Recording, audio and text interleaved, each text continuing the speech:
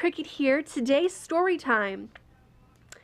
So I'm going to be telling you a story. This story is going to be my bullying story. I want to relate to you guys. I want to inspire people. So there's going to be a disclaimer out there right now that if you are triggered by this stuff, that you please click off of this video because I don't want anybody to be triggered. So, okay, let's go. Now, please don't cringe. This video can't exceed more than like 25 minutes and some seconds because it's my phone. But I'm going to go back to 3rd grade because this is literally where it all started. I'm sorry, you're probably like, Alexis, why are you going so far back? But you will legitimately see like exactly how long it was going on for and why it started. So,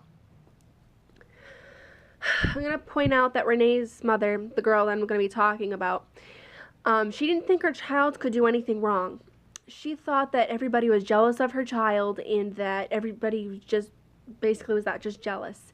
That everybody hated her because they were jealous and her child could never have actually done the things that she did.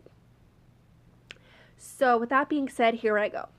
So first day of school, I get on the bus and I see Renee and she looks so sad, and I was just one of those people that are like, oh my god, you're sad, let me help.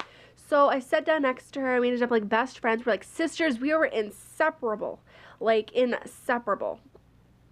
And then one day she just like stopped hanging out with me. It was like the end of 4th grade. I had no clue what was going on. And then I see her hanging out with this group of people. And I was like, well, what the heck? So I go out and I talk to them. It turns out she made a club called the Zigga Club. And I was like, okay. So it was like her and like her 2 friends. Yeah, her and her 2 friends. And they told me I couldn't be in it. Coming from a very like musical Irish family, it was a little bit insulting because like even as a child I loved music.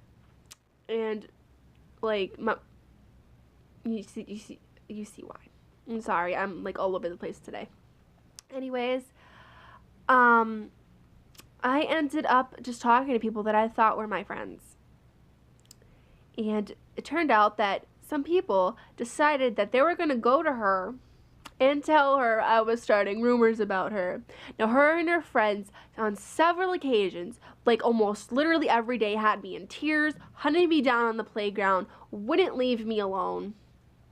But I couldn't talk to any of the teachers, and I couldn't go to the principal because nobody could discipline her because of her mother, which was really messed up, because if anybody disciplined her daughter, God forbid, her mother would be in the school. So I talked to people I thought were my friends, and I continued to do that because even though she was yelling at me to stop, I really didn't care because of all the stuff she was doing to me. She went around telling people I had lice, I had AIDS. She made me the human repellent. Nobody wanted to be my friend. Nobody wanted to be around me. I'd sit down at lunch, and people would dive bomb each other to get away from me. People would fight each other to get away from me, which was so insulting because I was that one person. If you sat down next to me and said I'm starving, I would fork over my lunch money to you willingly and say, hey, you need this more than I do. Out of the room. Anyways, so I was like really insulted. And like I said, none of the teachers were like, could really do anything because they get a phone call from her mother. So it went on and on and on. End of 4th grade, we're not friends. Over that summer, she calls me, crying, apologizing. I'm like, hey, no, I don't want to be your friend because she's begging me to be her friend, basically. I'm sorry, it will never happen again. I know what I did was wrong. And I'm just like, no, I don't want to be your friend, dude. And then she's like, can our moms talk? So our moms talk, and we ended up being friends, having sleepovers. I allowed this girl into my home. I gave her everything, and I'm pretty sure she stole from me too. Just like, my mom was telling me like little things went missing. Things I wouldn't miss, but things that she noticed. So I was like livid when she told me that. So this girl, 5th grade starts. into 5th grade. By the end of 5th grade, all hell's breaking loose again. I'm being triple teamed every day. Know I have to take the bus home with this girl and her friends, and she still won't leave me alone. She gets the whole bus in on me every day. I was assaulted multiple times. I had people being racist towards me, and people just didn't have any boundaries. Nobody has boundaries these days, and it's really, really messed up because people need to know what's okay to say and what's not okay to say. Because everybody is just like, hey, why don't I just offend everybody? If anybody has a problem with it, they can just not watch me or listen to me or whatever the case. And that's just not okay. Anyways, so at this point, I'm really upset, and I'm like out of school like several days a week because I just need mental health days. Like I got depressed. I didn't want to get out of bed. And it was really, really horrible. Even as a young child, I had anxiety and panic disorder, but at this point I was undiagnosed.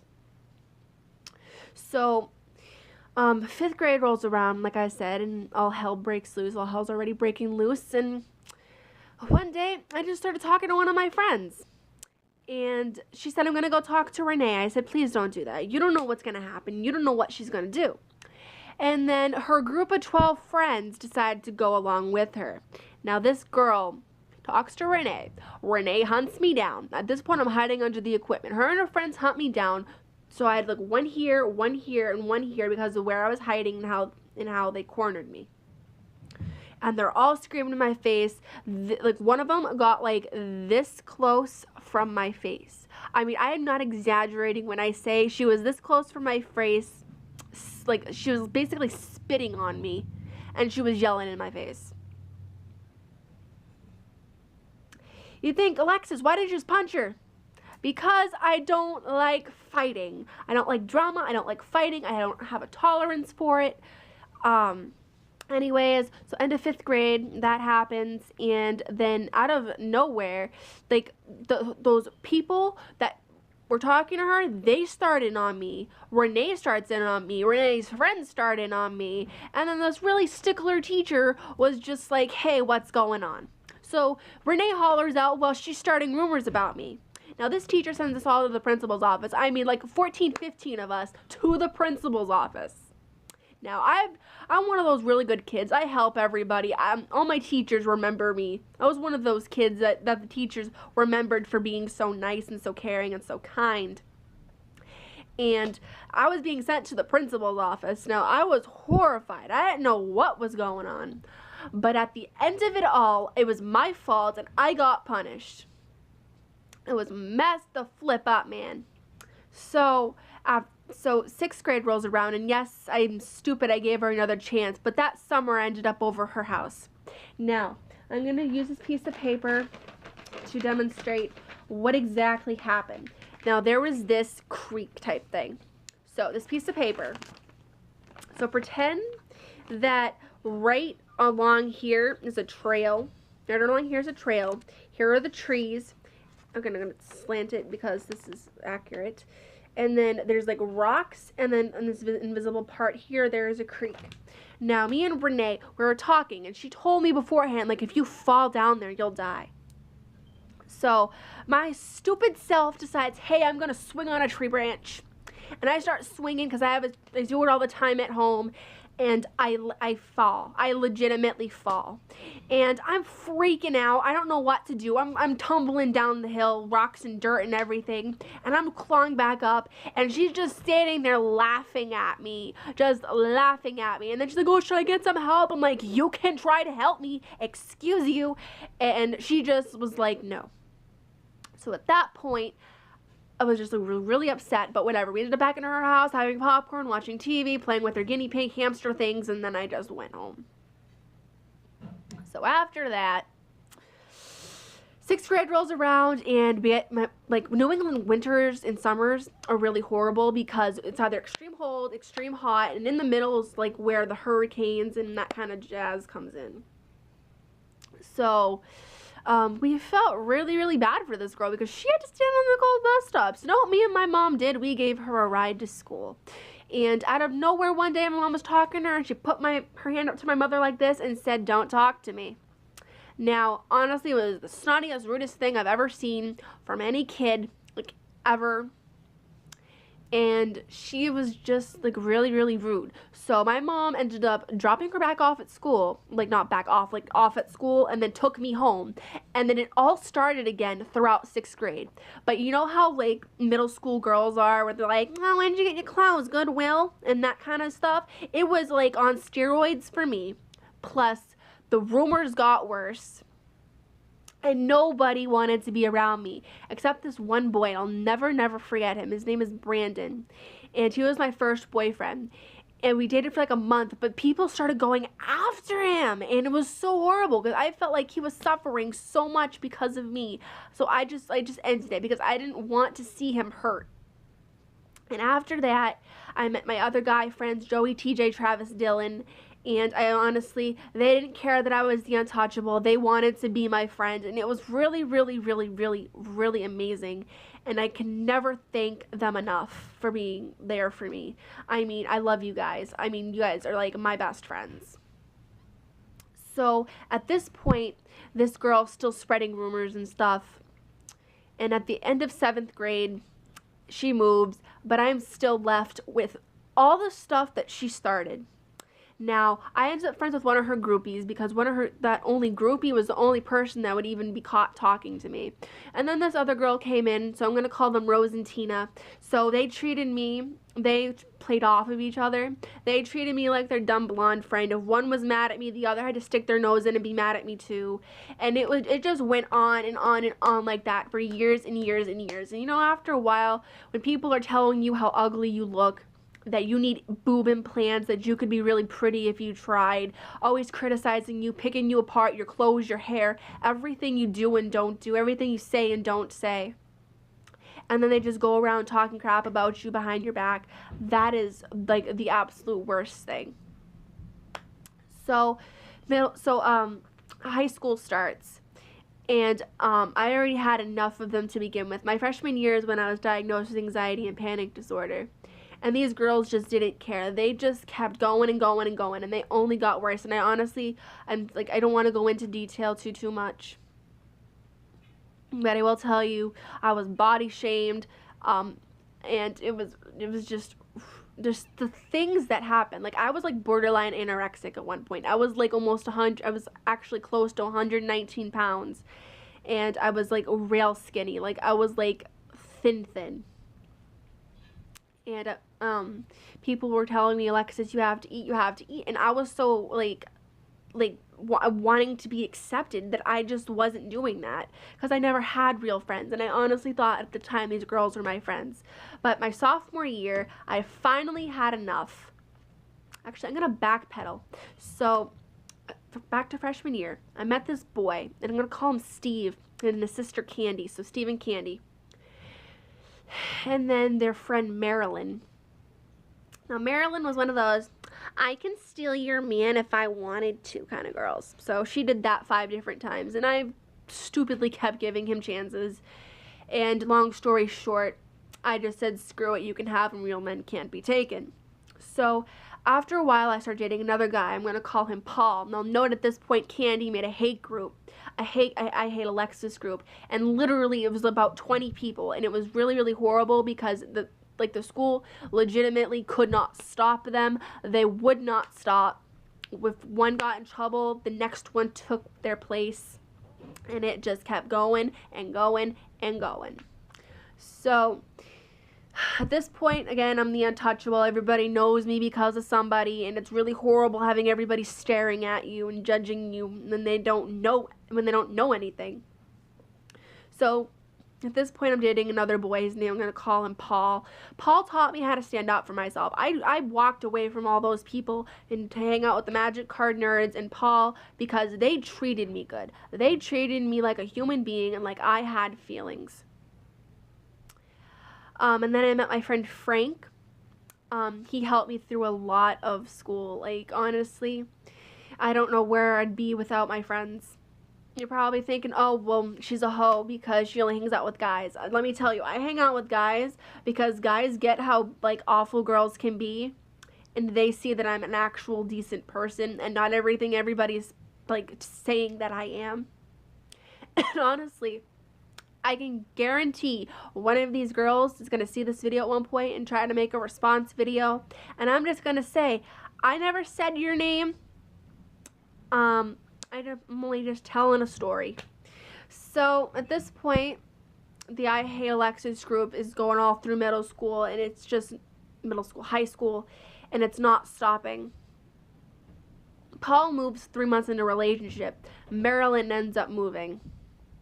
So Marilyn moves, and she starts, like, she moves to Colorado, and she starts paying his best friends, people that know his best friends, and people that know his best friends, to tell my boyfriend at the time that I'm cheating on him. Now, I think infidelity is the absolute worst thing. I think without support systems and love, if we didn't love ourselves, there'd only be chaos and war. I mean, come on.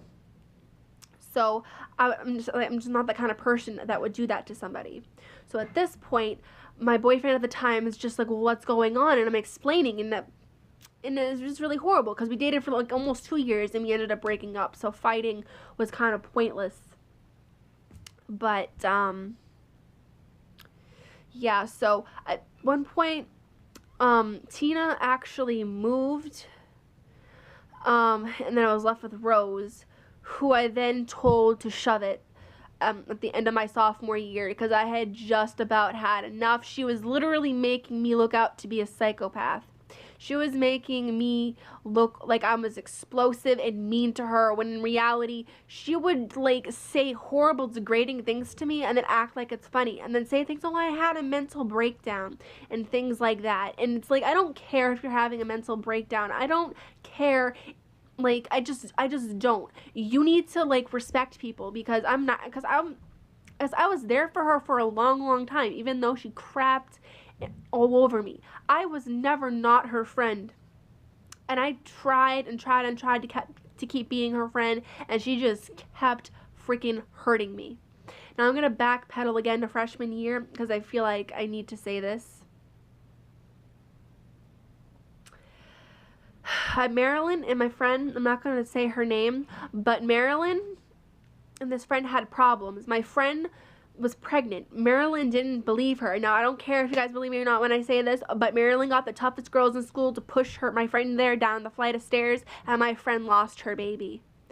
And that was it for me. I hated this girl. I don't hate people, but I legitimately hated her. And my friend was so far, like, behind in school. Like, she needed to be in school. She knew she needed to be in school. She was trying to get her life together. She was on parole. She was trying to get her life together, and I honestly applaud her for that. And she still came into school. Now, this girl wouldn't leave us alone. Okay, she wouldn't leave us alone. And see, I was over on that side of the calf, and my friend was on this side of the calf, so I left my stuff here and went over there. The principal told us not to go over there after I put my stuff down. So I just wanted to go get my stuff. And beforehand, this girl was sitting at our table, this Maryland girl, and she wouldn't leave us alone. And she gave me, when I went over to get my stuff, like, I was telling her, look, we don't want trouble, we need to leave. And she went over there, and I got my stuff, and she came over to me, and she gave me a bitch push, and she tried to push me down, and she was yelling at me, and people were crowding around us, and I would not fight her. I just looked at her and said, F you, flipped her off, and pushed through the crowd of people having a panic attack. Note that I wasn't on medication at this point, and I literally just walked away from her, and I ended up actually failing a few of my finals because of her, and I was not happy. It was like the last day of school, and the principal refused to do anything. Thank you, principal. If you're watching this, you were a really great help. Anyways, so I ended up doing online school. I ended up getting back in contact with Brandon, and we started going out. And now we're engaged. It's been almost 2 years now. It's been like 1 year and 6 months. And I couldn't be happier. Everybody that told me that I couldn't do anything with my music, I started submitting my songs to Paramount Music. And you want to know something? They emailed me back and they told me I was very talented and that they wanted to work with me.